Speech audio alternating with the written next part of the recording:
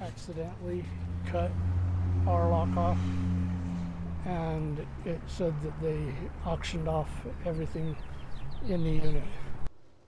2 weeks ago, we brought you a 2 News exclusive about a family in Ogden whose storage unit was mistakenly cleared out and then sold without the tenant's knowledge. Since then, other people have come forward claiming this is not the first time something like this has happened with the same company. Yeah, our Liv Kelleher joins us from Beehive Storage in North Salt Lake. And Liv, who did you speak to and what are they claiming tonight?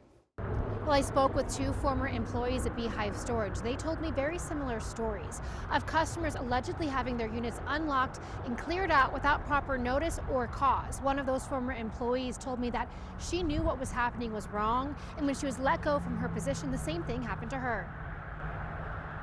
Did anyone that you saw at your facility ever be given that full timeline to rectify their payment? Not one person. This former employee, who asked to remain anonymous out of fear for their safety, previously lived at and managed one location.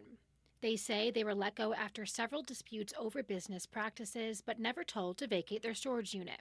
He took my entire unit, which included my business from my previous company and everything I owned, and I had no idea. How much would you estimate a value was in that unit? What items were in there? Probably about $125,000. According to Utah code, once a unit is delinquent for 30 days, the tenant should be provided a written notice either by mail or email. They have 15 days to respond and pay the debt. If there is no confirmation of delivery, the owner is required to publish a sales notice in the local newspaper with the auction date set no sooner than 15 days from the publishing. An auction can happen at a minimum of 45 to 60 days from the missed payment. Did any of that happen for you? No. Hi, is this Carolyn? I reached out to Beehive Storage several times for their response to these claims. I received this letter from their attorney, who is also the owner's husband.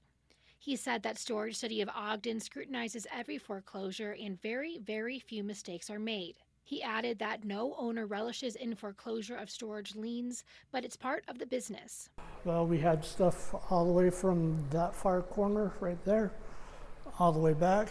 In my first reporting on this, I introduced you to Michael Lee, whose unit at Storage City Ogden was mistakenly auctioned. Lee showed me a letter from the owner that said the one next to them was eligible for auction, not theirs. A legal notice for the correct unit was posted in Deseret News legal listings on April 17th for an April 18th auction. The Lees received this letter on May 2nd, alerting them of the auction and saying this has never happened before. That former employee says that's not true. That's absolutely not true. And that's why I came forward with you, because I knew that that was one of my big complaints when I was working for her doing exactly this. In Beehive Storage's response to me, they said what the tenant is saying in the media is only what the tenant wants to say and may not match up to the facts very well. They, however, did not elaborate on what those facts are.